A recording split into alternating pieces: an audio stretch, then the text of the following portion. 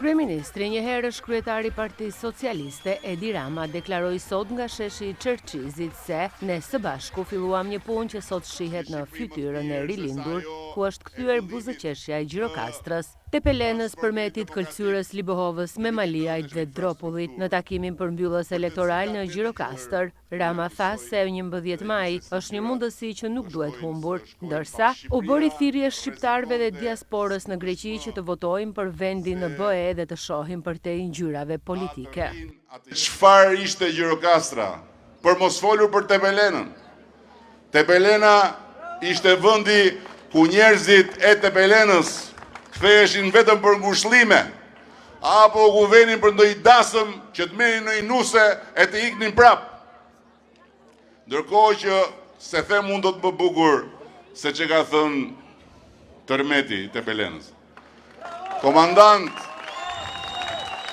Komandant mos fol fare, s'ke qa thua, mjafton të shikosh që në pedonalen e Tepelenës shëtisin bjonde nga Suedia, kujt i kishte vajtur mendja.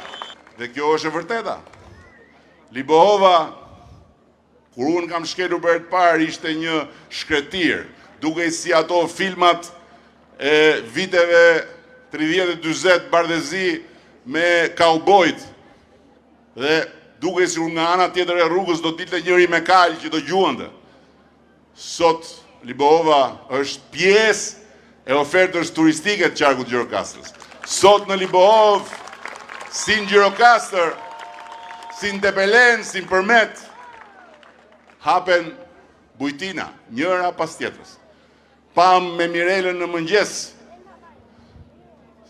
tek Booking, 434 dyer, 434 oferta nga Gjirokastra.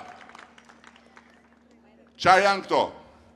Këto janë punë, punësim, prodhim vendor, ekonomi vendore. Dhe prandaj, unë vazhdoj të besoj, kemi bërë gjën më të mirë të mundshme për të gjithë ata që vetë punësohen dhe punësojnë tjerë me i biznes vogël dhe rritën avash avash, kur jo a kemi bërë 0 taksat, 0 të vëshën dhe 0 të taken deri në Shqipërinë 2030. Pa diskutim ka ende tabu për të thyer. Pa diskutim ne duhet të bëjmë ende më shumë që kthesa e filluar, sepse unë gjithë ta djem që vinë, kthehen nga Greqia dhe investojnë këtu, i konsideroj si dallandyshet që lajmërojnë një pranverë të madhe shqiptare. Por, na duhet akoma punë. Dhe kur thonë pse do mandat në 4, përgjigja më e thjeshtë është sepse ka akoma punë për të bërë. Dua t'ju them se 11 maj është më shumë se sa për Gjirokastrën, më shumë se sa për Bashkitë e Qarkut, është më shumë se sa për të gjitha problemet që janë shumë të rëndësishme, por janë problemet e çdo palë zgjedhjesh. Ndërkohë që në këto zgjedhje, përtej këtyre ka diçka tjetër. Diçka shumë më të madhe. Diçka që nuk është më thjesht zgjedhja jonë që kemi drejt në votës sot. Është diçka që është në dorën tonë.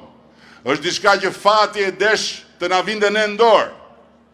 Por ama është diçka që me dorën tonë ne duhet ta bëjmë edhe për ata që janë monumente këtu në këtë shesh, edhe për ata para tyre, deri tek profeti i historisë tonë kombëtare Skënderbeu.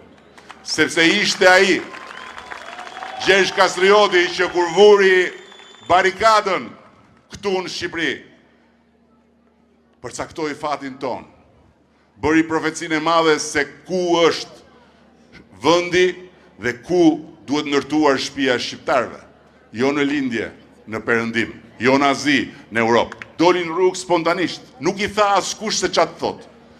Ama çuditërisht ishte i vetmi popull që doli për të rrëzuar diktaturën, që në shprehjen e parë vuri Europën, e duam Shqipërinë si gjithë Europa. Nuk e kanë bërë të tjerët.